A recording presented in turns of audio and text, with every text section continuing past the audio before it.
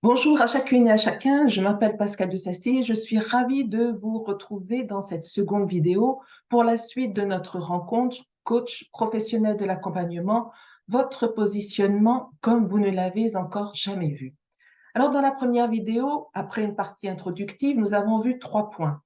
Tout d'abord, se positionner, sortir du lot, être incontournable pour vos clients idéaux. Eh bien, ça veut dire quoi au juste?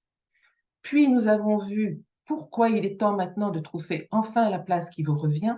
Et enfin, nous avons vu en quoi les approches marketing classiques ne fonctionnent pas pour trouver un positionnement ajusté dans nos types d'activités.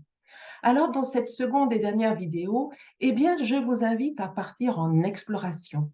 En exploration pour aborder le quatrième point, comment trouver votre positionnement cohérent et singulier, celui qui vous fait être incontournable pour vos clients idéaux, avec aisance et sans passer pour un imposteur. Alors, là encore, eh bien, il nous faut regarder les choses autrement, car la chose est subtile et complexe à la fois. Rappelez-vous ce que l'on a vu dans la première vidéo. Nous avons vu que les clients sont le maillon ultime d'une longue chaîne. Le premier maillon de la chaîne, qui est un maillon fort, c'est ce que vous apportez de plus grand à votre propre service, au service de vos clients et au monde. C'est votre fonction utile ou, comme je l'appelle encore, votre singularité vocationnelle. Et nous avons vu que notre positionnement découle en fait de notre meilleure contribution. Alors à ce propos, je fais un arrêt sur image de quelques instants. Ce dont je me suis rendu compte lorsque l'activité peine à décoller, que le chiffre d'affaires stagne, c'est que dans 80% des cas, ce n'est pas dû au développement commercial, mais plutôt à deux écueils majeurs. Le premier écueil, c'est justement que mes clients n'ont pas identifié leur contribution, ni même leur problématique de prédilection, celle qu'ils aident le plus facilement à résoudre. Et dans la plupart des cas, ils ne savent pas qu'ils en ont une, ou même ils n'ont pas idée de l'existence de ces concepts. Et pourtant, cela a une incidence notoire sur leur positionnement. Pas de cohérence, pas de singularité, pas d'unicité. Ils sont bancals et le prospect, lui, le sent. Le deuxième écueil que j'ai pu observer, c'est qu'ils ont tendance à prendre le comment ils font pour le quoi ils font. Mais ça, nous y reviendrons plus tard. Alors, autrement dit, pour trouver votre positionnement cohérent et singulier, cela va impliquer tout d'abord de mettre de la lumière, de la conscience sur votre meilleure contribution, sur votre singularité vocationnelle. Et le postulat de base, eh bien, c'est que chacun de nous, nous en avons une. Ah oui, Pascal, mais quand même, comment la trouver? Eh bien, comme je vous l'ai dit en introduction de la première vidéo, au cours d'un processus exploratoire dans lequel je vais vous guider, où je vais mettre en lumière chacune des pièces maîtresses de votre puzzle. Je prends là la métaphore puzzle pour la métaphore aussi de la montre mécanique. Ces pièces forment la structure cohérente et le fondement de votre contribution, le cadre indispensable à la réalisation de ce puzzle, à savoir 3 questions essentielles auxquelles vous allez apporter vos propres réponses et au bon niveau, et 4 éléments clés qui définissent ce que vous apportez de plus grand et votre unicité. Et ce processus, comme tout processus introspectif, est difficile à faire seul pour soi-même. Et en fait, c'est une question de niveau d'exploration, de mise en lumière et je dirais même de granulométrie. Alors, qu'est-ce qu'il était en train de nous raconter, Pascal? Mais en fait, il va s'agir d'aller chercher et d'éclairer au bon endroit et au bon niveau et de poser les mots appropriés. Et cela requiert de la justesse, de la précision, de la finesse. Donc, pour moi, c'est vraiment un exercice difficile à faire soi-même à un tel niveau. Pour vous donner à voir ce que l'on va explorer et mettre en lumière à partir de votre propre matériau, parce que tout est à l'intérieur de vous, eh bien, j'ai volontairement déconstruit, pour le besoin de notre rencontre, le processus qui est bien plus fluide que ça dans la vraie vie. Les questionnements que je vais vous présenter, en fait, je ne les adresse jamais de manière directe, parce que ce serait totalement inefficace, sauf peut-être pour un. En tous les cas, quelles sont déjà ces 3 questions essentielles? La première. Pourquoi faites-vous ce que vous faites? Pourquoi en 2 mots? Que faites-vous de spécifique et d'unique qu'aucun autre ne fait? Et ça, c'est votre quoi. De quelle façon singulière et hors norme faites-vous ce que vous faites? Et ça, c'est la question du comment. Et les 4 éléments clés qui vont par pair vont nous indiquer, d'une part, les origines de notre contribution et d'autre part, les contextes et objectifs dans lesquels elle va se manifester de manière réflexe. Alors, avant de poursuivre, eh bien, j'aimerais que l'on prenne, ou que vous preniez, quelques minutes pour commencer à explorer 2 dimensions de ce qui est singulier chez vous, de ce que vous pouvez en percevoir ou de ce que vous en renvoient vos proches et vos clients. Alors, pour cela, je vais vous partager l'écran. Voilà, ça y est, je vais y arriver. Je vais vous partager l'écran pour vous soumettre ces 2 premières pistes d'exploration. Donc, si vous le souhaitez, mettez la vidéo sur pause et puis vous allez prendre quelques instants pour noter surtout ce qui vous vient spontanément. Première piste. Pourquoi, en 2 mots, faites-vous ce que vous faites? Alors, une autre façon d'adresser cette question serait de dire à quel monde idéal avez-vous envie de contribuer?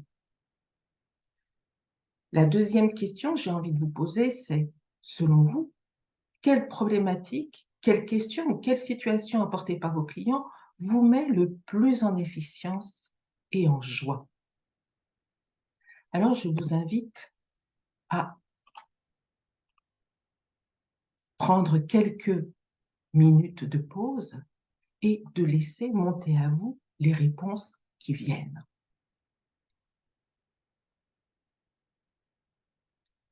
Alors, sans doute, après ces quelques instants d'écoute de votre monde intérieur, vous avez déjà un premier niveau de réponse qui est venu. Et de bonnes réponses parce que ce sont les vôtres. Est-ce que ce sont des réponses de bon niveau, au bon niveau? Eh bien ça, je ne le sais pas encore. En tous les cas, ce sont vos réponses. Alors pour illustrer les réponses justement à ces 3 questions essentielles, peut-être, somme toute, elles sont assez banales, mais elles sont totalement fondamentales. Et les 4 éléments clés que j'ai évoqués, eh bien le plus simple, c'est de retrouver Bulle de Samp. Alors Bulle de Samp, quand je la rencontre, quand elle revient vers moi, nous nous connaissions déjà depuis quelques années, eh bien Bulle de Samp, elle a la soixantaine pétillante, c'est une pro des pratiques commerciales, elle a un sens inné de la vente et jusque-là, elle aidait ses clients à partir à la conquête de leurs clients. Ça, c'était vraiment son ultime positionnement. Elle s'adresse avant tout à des praticiens de l'accompagnement, à des consultants, à des prestataires de services intellectuels, ainsi qu'à des artistes. Et quand elle vient vers moi, elle me demande de l'aider à passer un palier. Depuis quelque temps, elle a la sensation de tourner en rond et de ne pas trouver la réponse à sa question: quel est mon vrai quoi? Quelle est ma contribution unique et spécifique? Et en fait, elle a identifié plusieurs quoi et plein de comment. Et elle se sent complètement perdue et aussi frustrée de ne pas pouvoir prendre pleinement la place qui lui revient. Son besoin est donc de trouver non pas une réponse, mais sa propre réponse et au bon niveau. Alors, commençons l'exploration. Qu'est-ce qui est à l'origine de ce que Bulle de Samp apporte de plus singulier? Quelles sont sa problématique et sa puissance ontologique? Premiers éléments clés. Alors, tout d'abord, quelques définitions sur ces mots peut-être un peu barbares. Alors, ontologique, c'est ce qui vient de notre être, de notre essence, c'est ce qui nous est consubstantiel. Puissance ontologique, pour moi, c'est une énergie vitale créatrice spécifique dont chacun de nous est porteur. C'est plus qu'une énergie vitale, c'est celle qui vous est spécifique. Problématique ontologique, pour moi, en fait, c'est notre problématique de prédilection. Et elle est consécutive à un événement que nous avons vécu comme traumatique, survenu dans l'enfance ou dans l'adolescence. Et il y a eu un avant et un après cet événement. Et l'enfant que nous étions, dès lors, n'a plus été le même. Et les effets de cet événement ont mis en dormance, en fait, notre énergie vitale. Et heureusement, puisque nous sommes encore là, nous avons dépassé les conséquences de cet événement en tous les cas. Nous sommes les plus grands experts de cette problématique. Alors, pour en revenir à Bulle de Samp, nous sommes là dans la petite enfance. Bulle de Samp a été une enfant pétillante, pleine de joie. Or, il se trouve qu'elle a grandi dans une famille soucieuse du respect des conventions sociales et du regard des autres, et ses parents ont fait en sorte qu'elle reste, d'une manière ou d'une autre, dans le rang. Elle s'est même souvenue que ses parents avaient l'habitude de lui dire « Tu n'as jamais fait comme on attendait de toi ». Après avoir mis en lumière l'événement source, voilà ce que nous avons identifié comme problématique ontologique. Il y a danger à être soi, à laisser fuser sa joie de vivre, sa pétillance, car cela dérange les convenances et les conventions sociales. Donc, pour se protéger, il devient nécessaire de renoncer à être soi, cet être de joie et de lumière, pour se conformer et ainsi ne pas mourir. Et ce faisant, Bulle de Samp, petite fille bien sûr, s'est coupée d'une part de son humanité, de sa principale source d'énergie vitale. Jusqu'à cet événement, quelle était sa puissance ontologique? Quelle était justement son énergie vitale créatrice? Énergie qu'elle a ranimée depuis, bien sûr. Eh bien, c'est la liberté d'être qui elle est profondément et la joie. Parce qu'en fait, Bulle de Samp, eh bien, elle est là pour être libre d'être qui elle est, libre de diffuser le bonheur, la joie de vivre, pour permettre à elle-même et à autrui de vivre pleinement sa vie en cohérence avec qui il est profondément. Donc, cela nous montre que problématique et puissance ontologique, en fait, sont indissociables. Ce sont les deux faces d'une même médaille, notre problématique de prédilection et la puissance créatrice pour soi-même et le monde. Et pour moi, c'est là que réside le noyau visible, je dis bien visible, de ce que nous apportons de plus grand. Et par cet événement, la vie nous le donne à voir, et sans doute pour la première fois. Et bien évidemment, à ce moment-là, nous n'en avons pas conscience. Pourquoi, en 2 mots, fait-elle ce qu'elle fait? Alors, poursuivons notre exploration avec la première question essentielle. Pourquoi? Alors, je la cite. Au niveau spirituel et existentiel, eh bien, elle fait ce qu'elle fait pour que chacun puisse exercer et vivre de son art. Alors, pour elle, vivre de son art, c'est quoi son art? C'est la manifestation concrète de notre meilleure contribution. Donc, pour que chacun puisse exercer et vivre de son art, pour un monde joyeux, plus juste et plus vertueux, et ce, dans un large mouvement d'interdépendance. Et à un niveau concret, matériel, eh bien, elle fait ce qu'elle fait pour que son activité lui permette de continuer d'habiter à Paris. Donc, ce pourquoi, eh bien, il ne s'agit pas du pourquoi en un mot, celui de la raison ou de la cause, il s'agit du pourquoi en 2 mots, celui de l'expression de la finalité, du but, de l'aspiration, de l'inspiration, celui qui nous tire vers l'avant. Et là, on est au niveau du sens, à la fois directionnel, spirituel et concret. Vous savez, c'est le pourquoi de la parabole du tailleur de pierre. Celui qui taille une pierre pour tailler une pierre, le second pour élever un mur, et le troisième pour bâtir une cathédrale. Et en fait, notre plus grande contribution s'inscrit dans un pourquoi ontologique, spirituel et au concret, dans lesquels elle prend tout son sens et un sens plus grand que soi, un sens universel. Et nos réponses au pourquoi sont de super moteurs et ce sont aussi notre boussole, notre boussole. Si vous êtes perdu, si vous ne savez plus ce pourquoi vous êtes là, si vous avez des moments de doute, parce qu'on en a chacun, remontez aux réponses que vous avez formulées à ce pourquoi et vous retrouverez votre route ou vous remettrez en chemin. Deuxième question essentielle. Quel est son poids spécifique? Que fait-elle d'unique et de spécifique? Alors, je simplifie un tout petit peu. Pour faire simple, grâce à son sens inné de la vente, eh bien, elle traduit la meilleure contribution de ses clients en une offre et des prestations cohérentes avec qui ils sont, adaptées à leur énergie spécifique et formulées dans le langage du client. Ce que vous faites, ce ne sont pas vos outils, ce ne sont pas vos méthodes, c'est au-delà de votre expertise métier, vos expériences de vie, exprimées dans toute leur singularité, dans toute leur quintessence. Votre quoi, selon moi, c'est votre compétence socle, et à travers elle, vous exprimez qui vous êtes profondément, au-delà du praticien que vous êtes. Et en général, cette compétence est plus ou moins perçue par les autres. Et bien souvent, vous n'en avez pas encore conscience. Poursuivons notre exploration. Quel est son comment extraordinaire? Qu'y a-t-il d'hors norme dans la façon dont elle fait ce qu'elle fait? Eh bien, bulle de sang a la capacité de rendre un potentiel hors norme actif, réaliste, inscrit dans la matière pour contacter la joie, la liberté pétillante d'être soi, un être créateur au service de la communauté universelle. Alors, sur ce point, je voudrais attirer 2 secondes votre attention. Justement, ce point-là est le second écueil que j'ai pu observer chez mes clients, chez 100% de mes clients. C'est une confusion entre le comment ils font et le quoi ils font. Ils prennent tous les moyens pour leur offre. La façon dont vous faites les choses, c'est-à-dire votre méthode, vos outils, vos approches, ce n'est pas ce que vous faites. Ça, c'est un comment. Et si vous prenez le comment pour le quoi, eh bien, ça va bugger, car vous allez attraper tout simplement les choses par le mauvais bout. Quelques exemples au hasard pour illustrer. Le coaching, selon moi, ne constitue pas une approche. C'est un moyen, ne constitue pas une offre. C'est un moyen, c'est une approche, voire une posture utilisée pour aider un client à résoudre une problématique.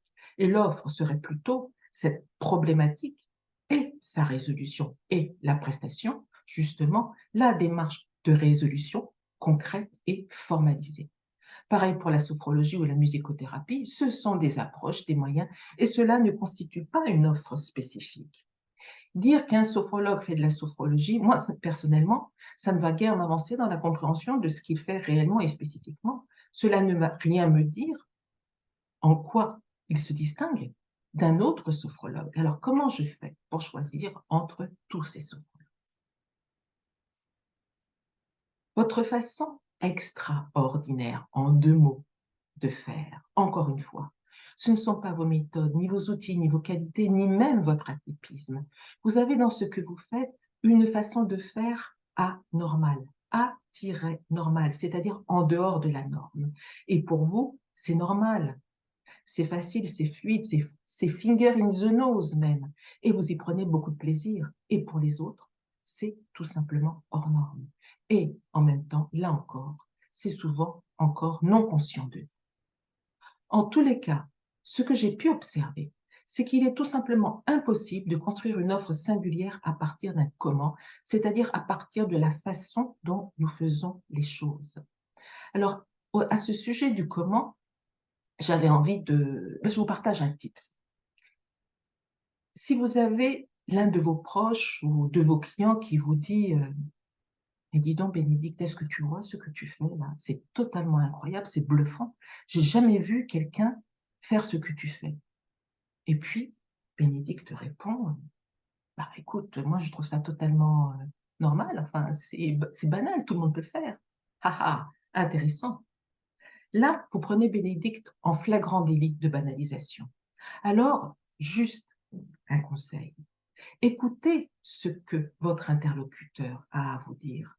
Questionnez-le sur ce qu'il a repéré, lui, de bluffant de son point de vue. Et creusez un petit peu la question, parce que là, il est en train de vous livrer quelque chose de parfaitement essentiel sur vous. Il est en train de vous livrer une pépite. Derniers éléments clés.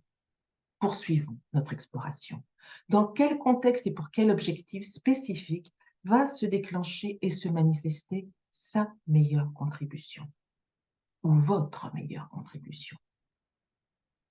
Eh bien, en tous les cas, celle de bulle de sang se déclenche automatiquement lorsqu'elle se trouve confrontée, entre autres, à un défi à relever en réaction à une situation jugée injuste, à la détection d'un potentiel ou à une action extraordinaire à réaliser.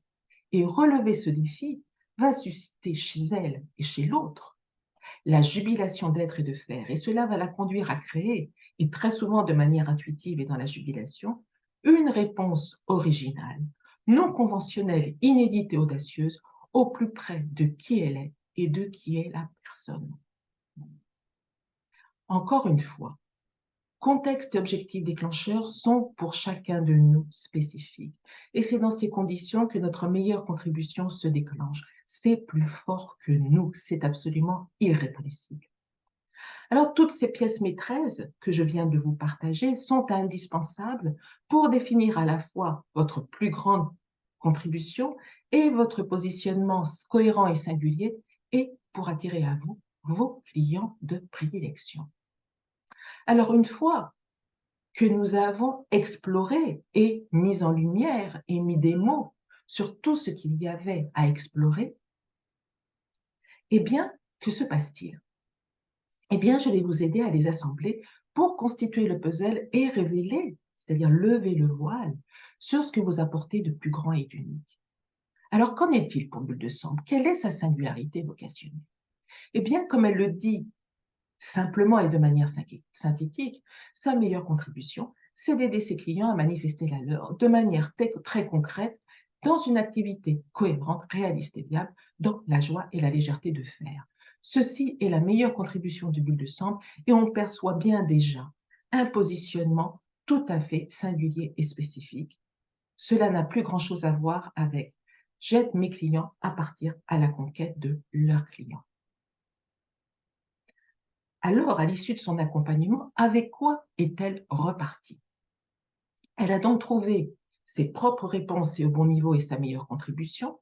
À partir de sa contribution, elle a défini un nouveau positionnement cohérent et singulier avec qui elle est profondément, à partir desquels elle a élaboré une nouvelle offre et de nouvelles prestations qui lui vont comme un gant, et ses clients aujourd'hui sont ses clients idéaux.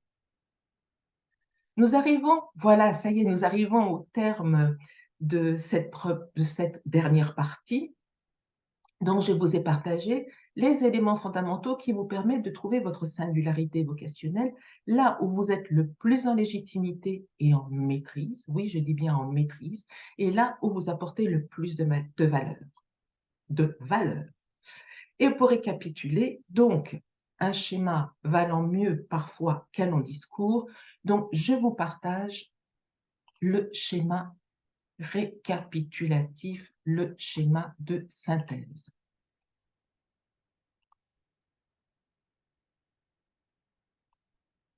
Voilà, il faut juste laisser le temps à la machine. Donc, votre meilleure contribution, en fait, elle est là pour servir votre activité de cœur. C'est ce beau cœur. Elle est structurée, elle est construite autour de deux axes de cohérence. Un axe de cohérence identitaire et un axe de cohérence expérientielle. Pour trouver votre meilleure contribution, vous allez devoir trouver vos réponses et au bon niveau à 3 questions fondamentales. Pourquoi, en 2 mots, faites-vous ce que vous faites? Qu'est-ce qu'il y a d'unique et de spécifique dans ce que vous faites?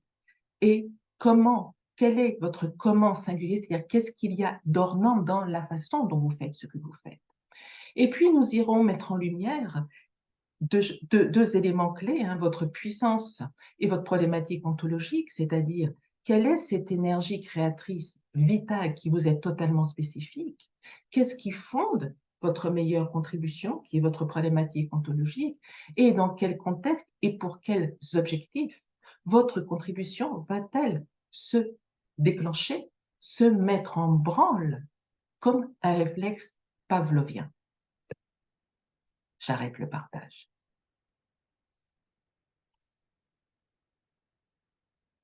Donc, c'est à partir de votre contribution que vous allez pouvoir définir le positionnement de votre activité le plus ajusté, le plus opportun, en cohérence avec qui vous êtes profondément. Positionnement qui servira utilement, avec efficience et qualité, ceux qui ont le plus besoin de vous. Et cette démarche que je vous ai présentée au cours de ces 2 vidéos vous aura peut-être permis de prendre du recul, d'avoir un autre regard par rapport aux approches classiques qui sont habituellement proposées, voire même par rapport à la vision que vous avez de votre propre contribution et ou du positionnement de votre activité, et ce, quel que soit votre contexte. Et peut-être même percevez-vous une marge d'exploration possible. En tous les cas, plus vous serez conscient des fondations sur lesquelles vous construisez votre activité, plus vous serez en cohérence dans la durée pour la consolider et la développer. Et cette cohérence de plus en plus solide va avoir plusieurs effets. Elle va décupler la puissance de votre activité, car votre activité, nous l'avons vu, c'est le prolongement de vous-même. Et elle sera ainsi bien assise et incarnée. Et vous allez aussi décupler votre propre puissance, car vous allez avoir une conscience nouvelle de qui vous êtes, de ce que vous faites et de comment vous fonctionnez. Vous êtes pleinement, pleinement légitime dans ce que vous offrez. Et enfin, la singularité de votre positionnement va agir comme un super radar. Il va interpeller et attirer à vous les personnes qui ont besoin de vous, parce que vous aurez aussi posé les mots justes sur ce que vous faites. Et vous allez ainsi augmenter nettement la probabilité de développer votre activité. Alors, nous arrivons au terme de notre rencontre. Et avant de nous quitter, en tous les cas, juste le temps de cette vidéo, j'ai envie de vous proposer un instant de distanciation. Dans cette démarche, y a-t-il quelque chose qui vous a interpellé? Et si oui, qu'est-ce qui vous a interpellé? Est-ce que votre regard a évolué sur ce que vous considériez peut-être être votre positionnement, votre approche, etc. Et si oui, sur quoi? Voilà, je vous laisse méditer et voir ce qui arrive. En tous les cas, j'ai pris vraiment un très grand plaisir à vous partager ce retour d'expérience et je vous remercie vraiment infiniment de votre intérêt et de votre attention. Ce que je vous ai partagé durant cette rencontre, en fait, c'est le fruit d'un accompagnement personnalisé que j'ai modélisé sur la base de mon expérience et que j'ai affiné au fil de ma pratique. Cet accompagnement, je l'ai appelé mettre en lumière votre singularité vocationnelle au service de votre œuvre. Parce que ce que je crois, c'est que quand nous avons à cœur de servir plus grand que soi, à notre mesure bien sûr, nous ne travaillons plus. Ce n'est plus une activité lambda, c'est que nous sommes en train de construire, de bâtir notre œuvre. Surtout, n'hésitez pas à me contacter pour toute question ou information par mail ou sur LinkedIn. Je vous mettrai le lien aussi sous la vidéo. Ce sera toujours avec grand plaisir. Et vous pouvez aussi déposer, si vous le souhaitez, questions et commentaires sous la vidéo et j'y répondrai autant que possible. Je vous partage un dernier slide pour que vous ayez sous les yeux mes coordonnées. Voilà. Voilà, donc vous pouvez me joindre par mail utilement à p.desacy en un seul mot @entropia-conseil.com, donc p.desacy@entropia-conseil.com ou sur LinkedIn, donc mon profil est Pascal Sylvestre de Sacy. Voilà, un grand merci à vous et au plaisir de vous retrouver bientôt. Au revoir.